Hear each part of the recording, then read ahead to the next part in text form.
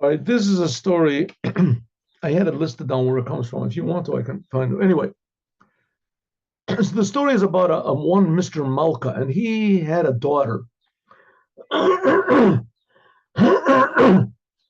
that she wasn't feeling good. She had headaches, terrible headaches. So she took the daughter to the hospital, and they said that she had a tumor. She had a big tumor, and the tumor was pressing on her brain, and that's why. But it seems that it was a benign tumor, I think. In any case, she had a tumor on her brain, and we'll see that it doesn't make any difference. So they had to put her into an operation, go into operation. So he was going crazy. He was going berserk. It was his only daughter.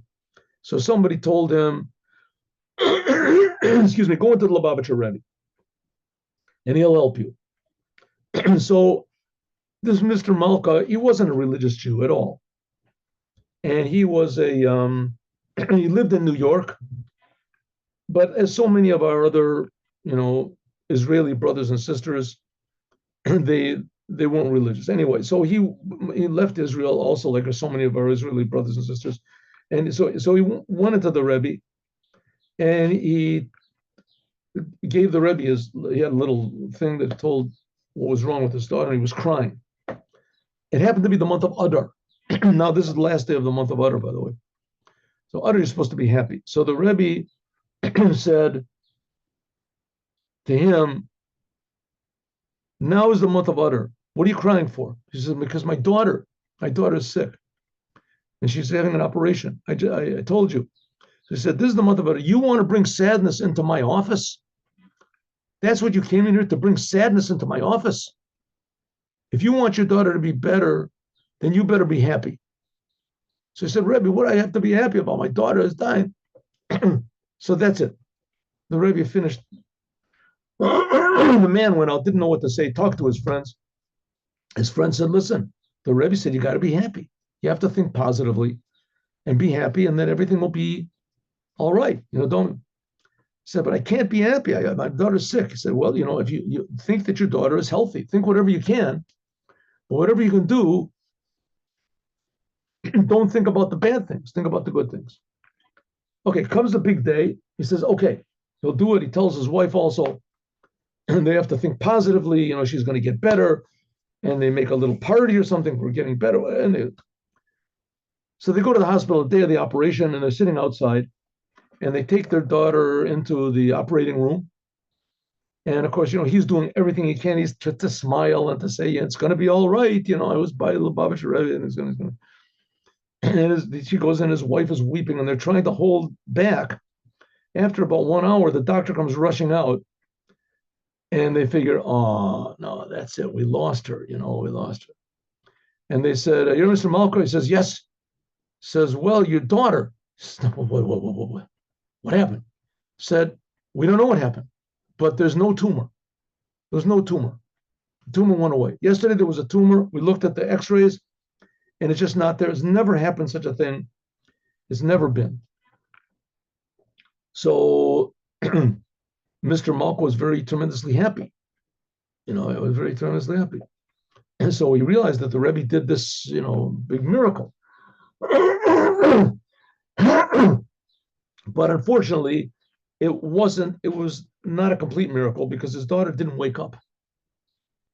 His daughter did not wake up. So what's he going to do? He, 1 second, let me see. So he went into the Rebbe again. And the Rebbe told him that, I told you that you have to be happy. He said, maybe, I think this is the way the story goes. I think one thing says that the Tefillin are happiness. Tefillin are glory, happy. Yakar, or Tefillin, maybe put on Tefillin. So he said, okay, whatever you want to. So he started putting on Tefillin, and his daughter came out of the coma. His daughter came out of the coma. A miraculous.